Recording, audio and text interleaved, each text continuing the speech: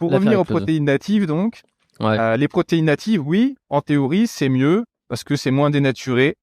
Mais après, si tu veux, on n'a pas des études qui ont montré que tu prenais beaucoup plus de masse musculaire avec une protéine native qu'une protéine un concentrat ou qu'un isolat ou que je sais pas quoi. En fait, ce qui est important pour les protéines et qui, à mon avis, il y a deux choses vraiment importantes quand on veut acheter une protéine en poudre à base de lait. La première, c'est qu'il faut que ce soit digeste parce que si t'es malade quand tu la prends, bah, c'est quand même un problème. Donc c'est vrai qu'une protéine, comme on dit, de type isolat ou native, vraiment pure, où il n'y a pas beaucoup de lactose, bah, c'est plutôt Mm. favorable à une bonne digestion. Donc ça, c'est quelque chose d'important. Et alors ça, tu vois, je renvoie à l'épisode qu'on avait fait en tout premier lieu parce qu'on avait parlé justement de lactose, de digérer le lait, qu'on perdait Mm. l'enzyme qui permet tout ça. Donc tu l'avais bien expliqué sur le premier épisode sur ça. Ouais, je pense que c'est ça. Après, je dirais que le deuxième choix, bah, pour moi, c'est peut-être plus de privilégier quelque chose de bio pour avoir moins d'exposition aux résidus de pesticides. D'ailleurs, j'ai mis à jour un gros article sur mon site sur les différences entre l'alimentation bio et conventionnelle. Parce que tu as toujours des gens pour dire ah oui, mais non, il n'y a pas trop de différence, ou alors oui, mais les produits bio sont pollués aussi, etc. Ben là, j'ai des chiffres dans tous les pays, des analyses sur les aliments et tout ça. Donc c'est un super article et qui Le bio montre que reste oui, mieux ah bah oui, dans, largement dans, mieux quoi dans en fait. l'absolu. Ouais. Ben non, mais c'est là très largement mieux. Et en plus, si D'accord. tu veux, ce qu'on découvre dans cet article, c'est que il y a beaucoup de résidus de pesticides qu'on retrouve dans les produits conventionnels, qui sont des pesticides qu'on n'a jamais vraiment évalués, dont on connaît pas bien les effets sur la santé, tout ça.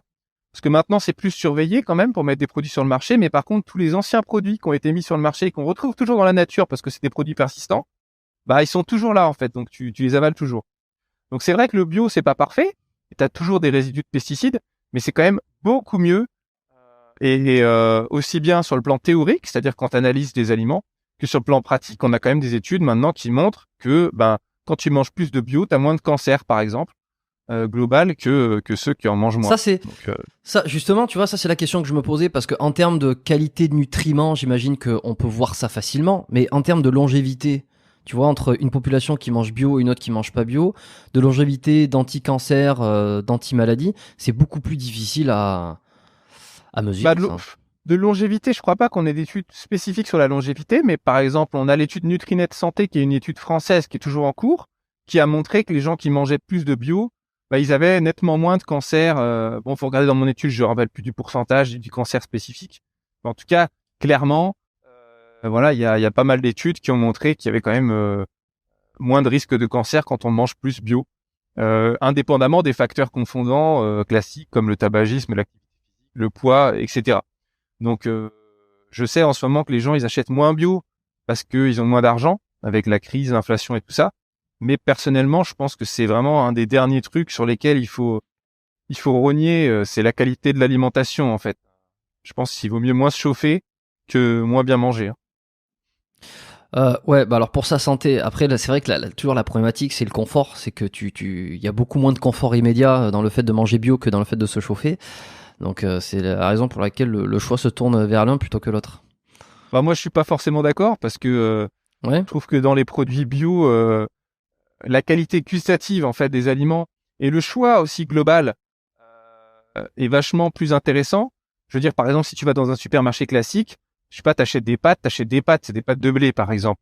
Mais si tu veux, ou tu peux trouver maintenant un petit peu de trucs alternatifs, mais il y en a pas beaucoup. Alors que si tu vas dans un magasin bio, sur le plan gustatif, tu peux trouver des pâtes de sarrasin, des pâtes de lentilles, des pâtes de petite épeautre, des pâtes au curcuma, des pâtes à la spiruline. Enfin, il y a plein de trucs, si tu veux. Et donc, il y a aussi une richesse dans le bio qui est vraiment intéressante. Moi, personnellement, je trouve que les légumes bio, au niveau saveur, sont vraiment meilleurs que les légumes non bio. Et donc, c'est vraiment, je prends beaucoup de plaisir. Donc, après, Hum, c'est sûr que oui, chacun est différent. Et hum, pour le hum. coup, j'ai un ami qui travaille dans l'industrie des emballages notamment, et qui m'expliquait que là, en France notamment, depuis la guerre en Ukraine, en fait, bah, tout ce qui est produit sain, les ventes elles chutent. Par contre, tout ce qui est produit genre cacahuètes, chips, etc., les ventes elles augmentent. Ben exactement pour ce que tu dis en fait. C'est que les gens, ils recherchent un plaisir immédiat, quelque Ouais. chose, tu vois. Ils regardent des petites séries, des petits films devant Netflix pour se changer des idées en grignotant. Mais exactement, mais je pense que c'est le contexte stressant, angoissant d'une pseudo-guerre mélangée à un pseudo-virus, mélangée à une pseudo... enfin, je dis pseudo parce que tout est à nuancer, tu vois. Euh, Inflation, tout ça fait que peut-être qu'on se rue davantage vers des aliments dopamine. Ah ouais, ouais, tout à fait, ouais. Après, bon, bah, c'est une posture aussi, parce que tu peux apprendre, bah, à trouver du plaisir dans autre chose. Parce que si, effectivement, le seul moyen d'être heureux, c'est de manger des cacahuètes et des chips, bah, Et c'est un peu c'est quand même assez inquiétant sur la capacité de résilience, en cas de difficulté, quoi, dans la vie, quoi. En gros, si demain c'est la guerre en Allemagne, tu deviens obèse.